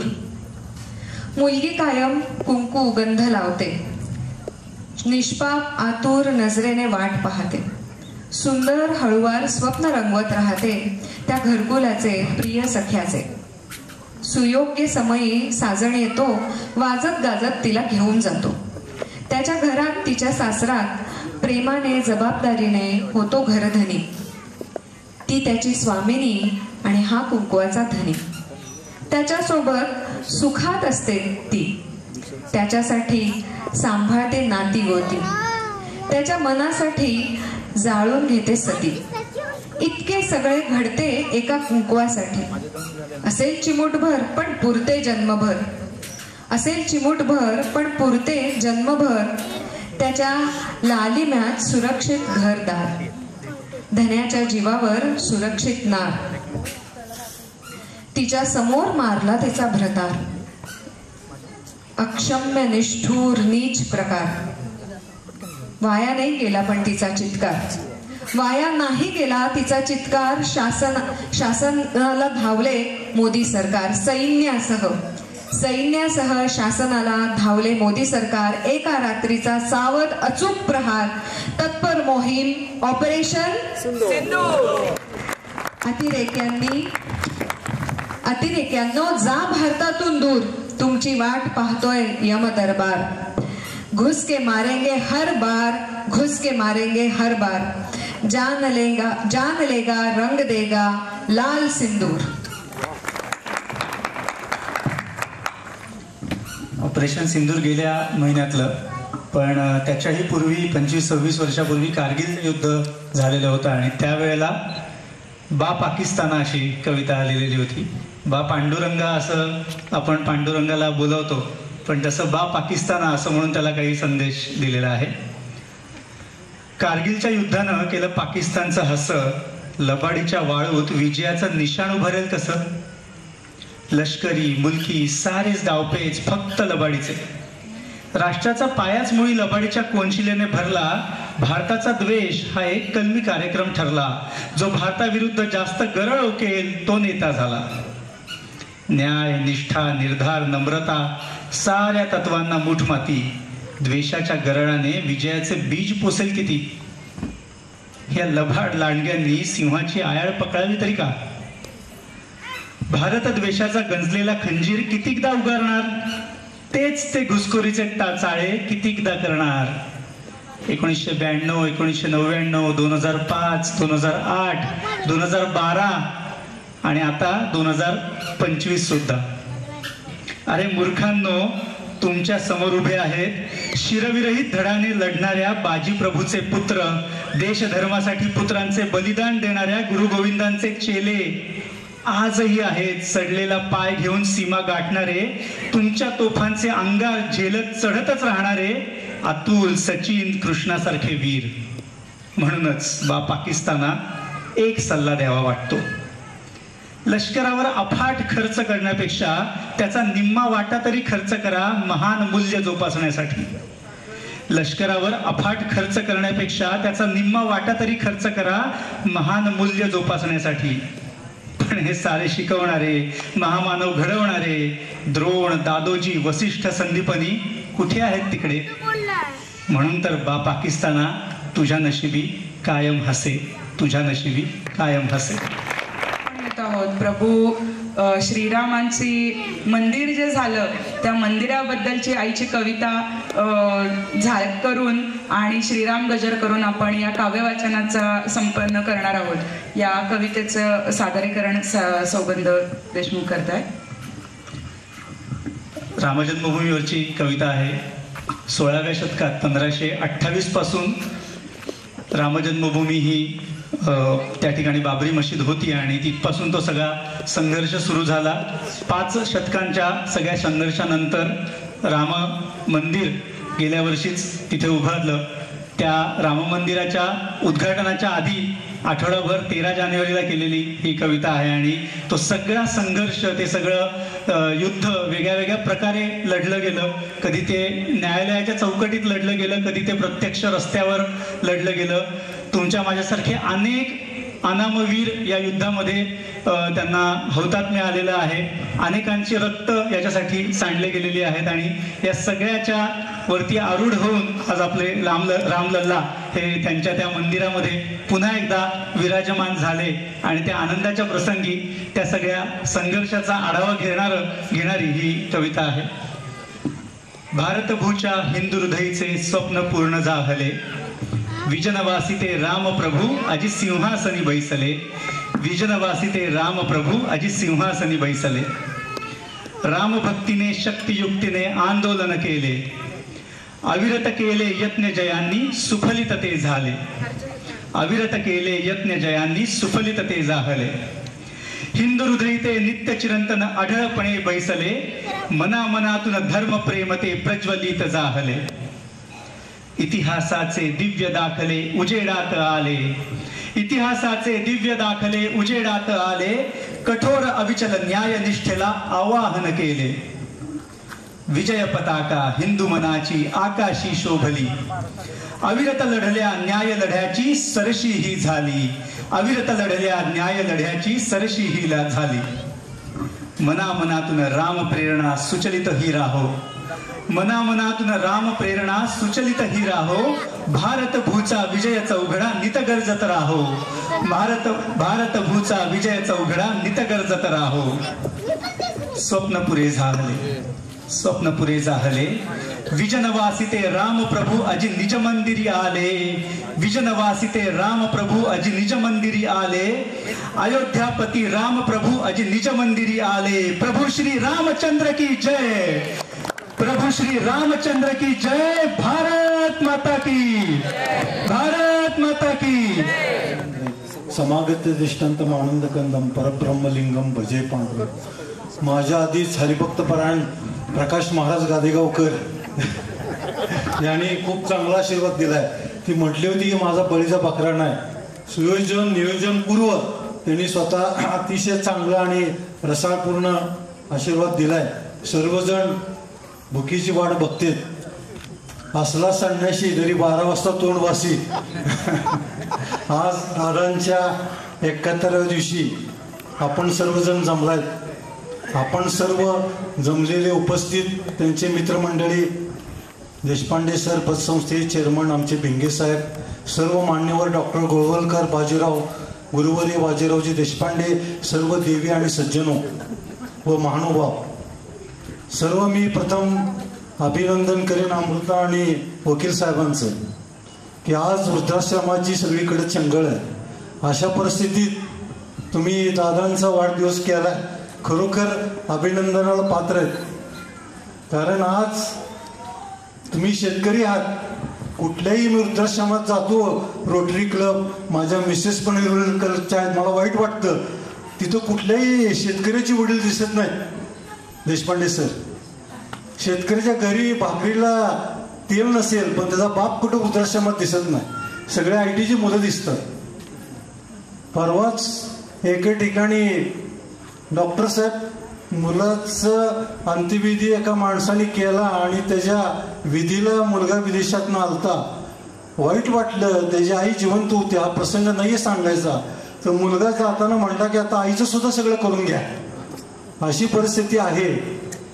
तर खरोखरच हृदयापासून धन्यवाद देतो अमृताताईला आणि वकील साहेबाला की तुम्ही हे खूप चांगलं केलंय.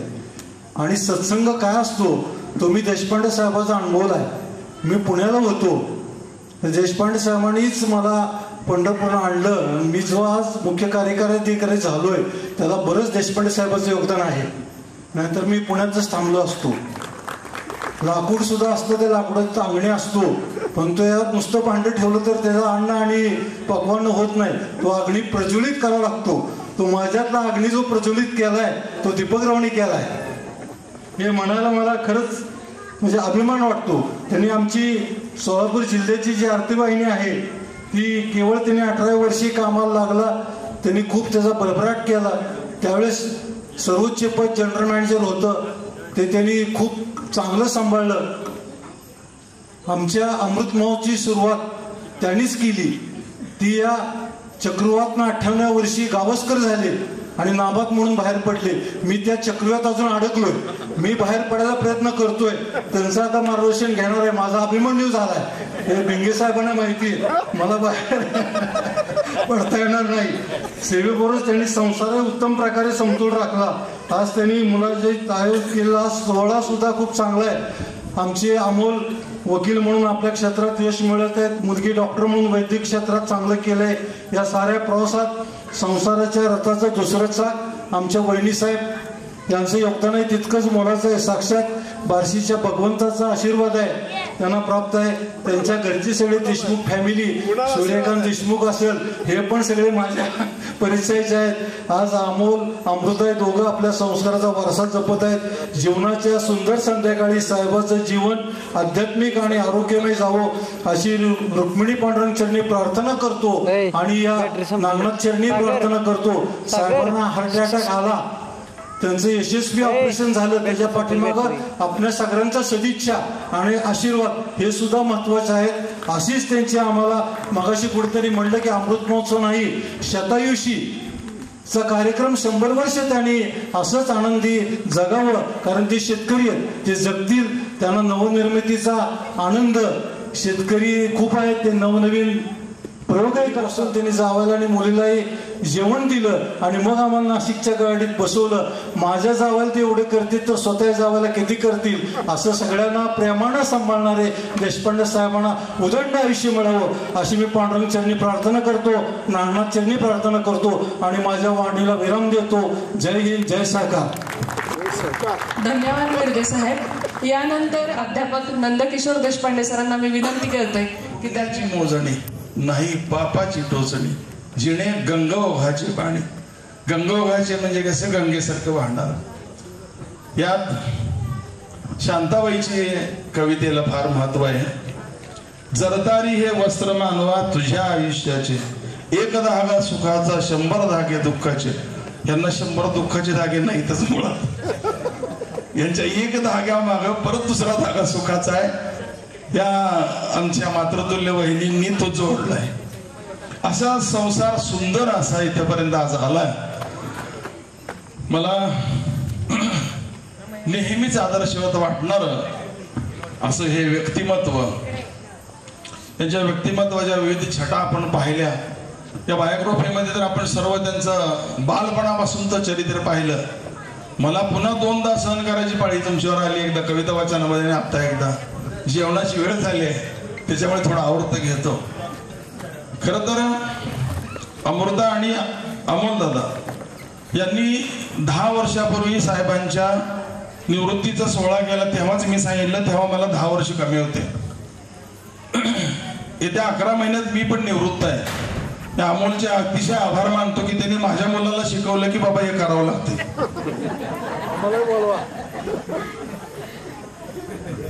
कोणाच तर बघितलं पाहिजे ना चांगलं. आता विर्दे साहेबांनी अतिशय सुंदर भाषण केलं की अशा ह्या काय म्हणायचं त्याला कुठला आश्रम वृद्धाश्रमाच्या युगामध्ये इतकं सुंदर असं कुटुंब पाहायला मिळतं. घरात एकत्रितपणा पाहायला मिळतो. आमच्या घरात 2 मुलाची भांडणं लागलीत. आईला सांभाळणार का बापाला सांभाळणार. विषय असा आहे मी प्राध्यापक आहे मिसेस शिक्षक आहे. पेन्शन कुणाला जास्त बसतील त्याच्यावर ती सांभाळत. म्हणजे गृहकर्त्यांनी सुद्धा आपलं आयुर्मान संपवताना किमान पक्षी मुलांना हव्यास वाटावं एवढं तरी किमान कमवावं आणि ते ठेवावं हे शिकावं फक्त साहेबाकडनं. निश्चितपणे अर्थव्यवस्थेची जोडगाण कशी करावी आणि त्याला कसं नियमित सूत्रबद्धतेने ठेवावं म्हणून तर आमच्या लोटस शाळेचा सगळा कारभार साहेबांच्या समोर आहे. आम्ही त्यांना काही विचारत नाही.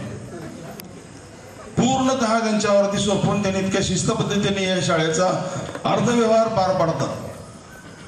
दुसरी बाब अशी आहे, मी व्यायामासाठी सकाळी माझ्या गच्चीवर जातो, इथंच घर आहे माझं। मी सूर्यदर्शनाचा पहिल्यांदा माझा शौक आहे की सूर्य नमस्कार घातले की सूर्यदर्शन घ्यावं। मी पूर्वेला पाहतो, नागनाथाचं मंदिर आहे, सूर्याचं पण दर्शन होतं। पूर्वेकडून अशी उजवी प्रदक्षिणा घेताना दक्षिणेला पाहतो, दक्षिणेला आंजनेय आहे, बालाजी आहे, व्यंकटेश आहे। तिथून पश्चिमेला येताना मध्ये साहेबांचं घर लागतं, अंमलदातांचं। अख्खा कार्यक्रम संपत आला, एक कबीराचा दोहा आठवतो, आकाश में जितने तारे हो जाए, आकाश में जितने तारे हो जाए उतने समस्या संकट हो जाए, एक कृपा हो गुरुनाथ की बाल विवाह का न होए, एक कृपा हो गुरुनाथ की बाल विवाह का न होए। मी अमोलजींना खूप वेळा म्हटलं, अमोल दादा, जेव्हा माझी नजर तुमच्या घरावरून इकडे येते तेव्हा तुमच्या घरावर मला ब्रह्मचैतन्य गोंदवलेकर महाराजांचं सावड दिसतं, त्यांचा आशीर्वाद दिसतो, त्यांची कृपा दृष्टी पूर्णतः तुमच्या कुटुंबावर दिसते।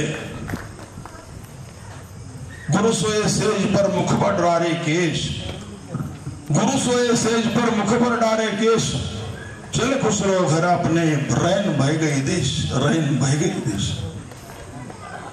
या कुटुंबावरती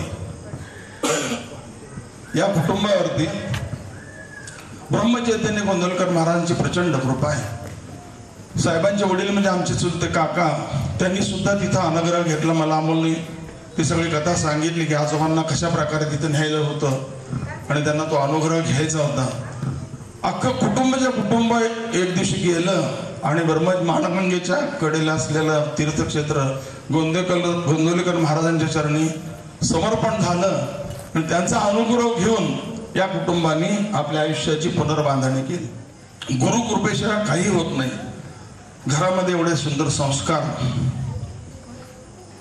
पण निगुरू राहायचं नाही, निगुरा राहू नये असे एक शास्त्र आहे। गुरु मिळाले, सगळं मिळालं, सगळं आलबेला झालं। सुंदर असा जीवनपट साहेबांचा सुरू होता। साहेबांच्या सगळ्या मैफिलीमध्ये मला त्यांनी सामावून घेतलं। आज मला आवर्जून त्यांचं आठवण घ्यायची वाटते। सोबतीला असायचे, हे हुरडा पराठी व्हायची, शेतात यायचो आम्ही सगळे बसायचो। त्यांनी मला फोन करायचा, साहेबांनी ये रे जरा, आहे आपला कार्यक्रम आहे। या सगळ्या संगतीमध्ये त्यांचा मित्र परिवार, मैत्री, हे सगळं सुंदररित्या मी पाहत गेलो। सरते शेवटी आज साहेबांची या स्थितीत असलेली अवस्था ही पुण्य अवस्था आहे। 71वी का करावी, मगाशी अमृतांनी आमच्या केतकी मॅडमनी सांगितलंच। हळूहळू आपल्या देहाचे बदल झालेले, त्याची शांती आणि त्याच्या शांतीतून परावृत्त होऊन या सगळ्याकडून हळूहळू त्या आगातून आपल्या विरक्तीकडे जायची ही एक व्यवस्था आहे। पूर्वी असं असायचं, ऐकू नाही की दाढीतला एक केस जरी पांढरा झाला तर तो राजा वानप्रस्थ आश्रमाला जायचा, आपला उत्तराधिकारी कोण आहे त्याच्या ताब्यात द्यायचा। आमच्या दाढ्या पांढऱ्या झाल्या तरी आम्हाला प्रपंच सुटेल ना अजून। पण त्या पद्धतीप्रमाणे ज्या गुरुजींनी संस्कार केले त्या पद्धतीप्रमाणे आजचा आपला पुढचा जीवनक्रम व्हावा अशी नागेशांच्या चरणी मी पुन्हा पुन्हा प्रार्थना करतो। एक शेर साहेबांच्या बाबतीत माझ्या नेहमी मनात घोळतो। अच्छे दिलीप सर बोलले वाटतं, त्यांचा तो अधिकार आहे। अच्छे ने अच्छा कहा मुझसे, अच्छे ने अच्छा कहा मुझे, बुरे ने बहुत बुरा कहा मुझे। अच्छे ने अच्छा कहा मुझे, बुरे ने बहुत बुरा कहा मुझे। जितना जिसको चाहिए था उतना इस्तेमाल भी किया मुझे, जितना चाहिए था उतना इस्तेमाल भी किया मुझे। अरे जिंदगी तुझसे कोई गिला शिकवा नहीं, अरे जिंदगी तुझसे कोई गिला शिकवा नहीं, दुख इस बात का है, अरे यार जितना जिसकी सोच थी बस उतना ही पहचाना मुझे, बस उतना ही पहचाना. शेवटी जाता जाता दिलीप सरचा हात यार हो सर यस. शेवटी जाता जाता एक सांगतो, क्या खाक कमाल था मुझ में, क्या खाक कमाल था मुझ में, वो तो मेरे गुरु ने संभाल रखा था. मेरे ऐबों को छुपा कर, यानी कि मेरी बुराई पे नजर डालकर इन्हें सब अच्छों में जोड़ रखा था, सब अच्छों में जोड़ रखा था, सब अच्छों में जोड़ रखा. पुन्हा एकदा नागेशांच्या चरणी प्रार्थना करतो, ब्रह्मचैतन्य गोंदरकर महाराजांच्या चरणी प्रार्थना करतो. यांना विरदे साहेब म्हणल्याप्रमाणे यांची शताब्दी आम्हाला पाहायला मिळावी, म्हणजे आमचे 10-20 वर्ष आयुष्य पुढे गेले. नुसती यांना मिळावी म्हटलं तर आपण आहे का नाही माहित नाही. त्याच्यामुळे यांचं केलेलं कार्य आम्हाला पाहायला मिळावं आणि हा सोहळा आम्ही पुन्हा एकदा नेटाने करावा अशी प्रार्थना करतो आणि माझ्या वाणीला विराम देतो. धन्यवाद. धन्यवाद सर. यानंतर ॲडव्होकेट. त्यामुळं थोडा वेळ घेतो. आजच्या कार्यक्रमाचे उत्सवमूर्ती तीर्थरूप दादा आई सगळ्यांचीच म्हणजे नावं घ्यायला सगळेच पात्र आहेत, पण वेळ जाईल म्हणून सर्व सन्मान्य. खरं तर सरांनी सांगितल्यावर विचार केला मी की का बोलायचं नाही. सर म्हणाले बोलायचं नाही, पण बोललं तर कमी बोलायचं. मग थोडं विचार केल्यानंतर लक्षात असं आलं की एखाद्या कंपनीबद्दल त्याच्या प्रॉडक्टने किंवा बाय प्रॉडक्टने बोलून चालत नाही. प्रॉडक्ट म्हणजे मी आणि बाय प्रॉडक्ट म्हणजे त्यांची नातवंड, मी आणि अमृता आणि आमची अपत्य. बोललं कोणी पाहिजे, कन्झ्युमरने बोललं पाहिजे. आमच्या बायकांनी, आमच्या पाहुणे रावळ्यांनी, ज्यांना आम्ही सेवा देण्याचा प्रयत्न करतो त्या सर्वांनी. आणि कोणी बोललं पाहिजे तर हे कन्झ्युमर ह्या प्रॉडक्टचा वापर कसा करतायत हे पाहणाऱ्या समाजाने. त्यामुळं आमचं बोलण्यापेक्षा आमचं वागणं नीट असेल तर आमच्या आईवडिलांना समाजामध्ये स्थान मिळेल, हे एक कारण असावं. दुसरं असं झालं की समाजामधले तुमच्यासारखी सुंदर व्यक्तिमत्व, मोठी माणसं नीट दिसावीत म्हणून आमच्या आईवडिलांनी आम्हाला खांद्यावर घेतलं. त्यामुळे समाजाला पाहता आलं, जवळून पाहता आलं, अगदी नीट पाहता आलं. पण त्यावेळेला ज्या खांद्यावर आपण बसलोय तो खांदा किती मोठा आहे, त्याचं मोठेपण किती आहे हे लक्षातच आलं नाही. पण ज्या सरांसारखी व्यक्तिमत्व आहेत, डॉक्टर साहेब आहेत, बाजी काका आहेत, यांनी सांगितलं की अरे तू आम्हाला म्हणतोय चांगला, पण तू ज्या खांद्यावर आहे तो खांदाही खूप मोठा आहे. मग आम्ही खाली बघितलं आणि आम्हाला ते मोठेपण कळलं म्हणताच येणार नाही, सुरुवात आहे, प्रक्रिया आहे, जाणून घेण्याचा प्रयत्न करतोय. अनेक गोष्टी दादांकडून शिकायला मिळतात. एक 3 गोष्टींचा उल्लेख करीन कारण न संपणारी यादी आहे. खरं तर माणूस आनंदी कधी असतो, आपण विचार करतो त्यावेळेस, आपण ज्यावेळेस गाणी गुणगुणत असतो किंवा गाणी ऐकत असतो त्यावेळेस आपली मानसिक स्थिती उत्तम असते. आमच्या दादांचा रेडिओ असेल, मोबाईल असेल, कधीही बंद नसतो. प्रकाश काका सकाळी जो सुरू होतो तो संध्याकाळी दिलीप काकांबरोबर गप्पा मारत 10:30-11 वाजता पर्यंत तो सुरूच असतो. म्हणजे या उत्तम स्थितीत ते राहतात आणि ही आनंदी वृत्ती कुठल्याही दिवसभराच्या ताणाचा, व्यापाचा परिणाम दिसून देत नाही. दुसरं त्यांचं शेतीवरचं प्रेम. हे खरं तर मला खूप अवघड आहे. प्रकाश काकांची आमची चर्चा होते, आमचे अनेक मित्र आहेत शेती करणारे, त्यांच्याशी चर्चा होते. खरंच किचकट व्यवसाय, काय दिलं हे त्यांनाच खरं माहिती. क्षीरसागर वकील साहेब आहेत, श्रीखंडे साहेब आहेत. पण इतकं निस्सीम प्रेम की स्वतःचं राहतं आई वडिलांचं घर सोडून तेवढ्यासाठी इथं आले. आणि इतकं रिटायर कशासाठी व्हायचं होतं विरदे साहेब, तुम्ही म्हणालात आम्ही पण हे का निसटले तर रिटायर व्हायचं होतं त्या शेतीसाठी. त्यामुळे तोही एक आदर्श घेण्यासारखा आहे. तिसरा आदर्श आहे जिज्ञासू वृत्ती. खरंच आश्चर्य वाटतं की दादांना माहीत नाही असं काही नसतं. कुठलाही विषय असू दे, आमच्या शाळेचे विषय असू दे, बांधकामाचे विषय असू दे, शेतीचे असू दे, वकिलीतले असू दे, दादांना सगळं माहीत असतं.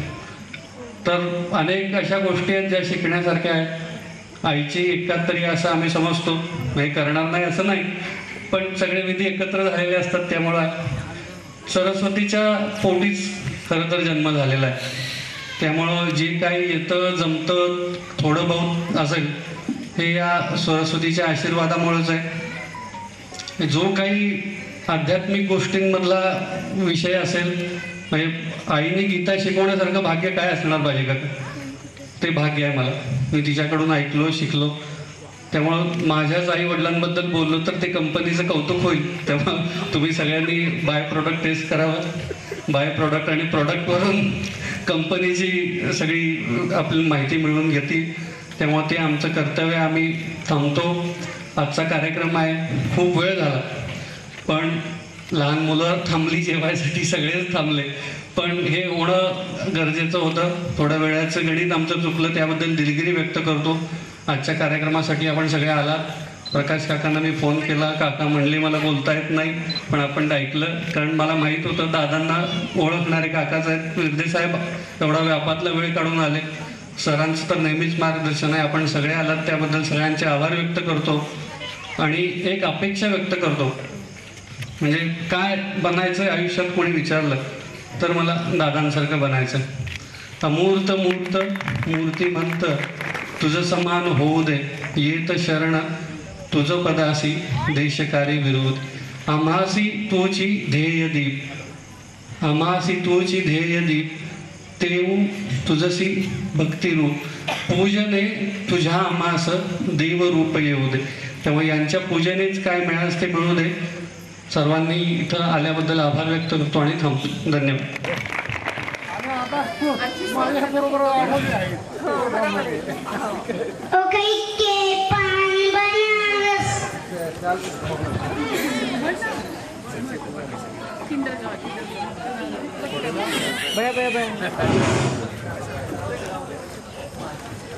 शिक्षकासारखं वाटतं तुमचं अस्तित्व, शिक्षकासारखं वाटतं तुमचं अस्तित्व.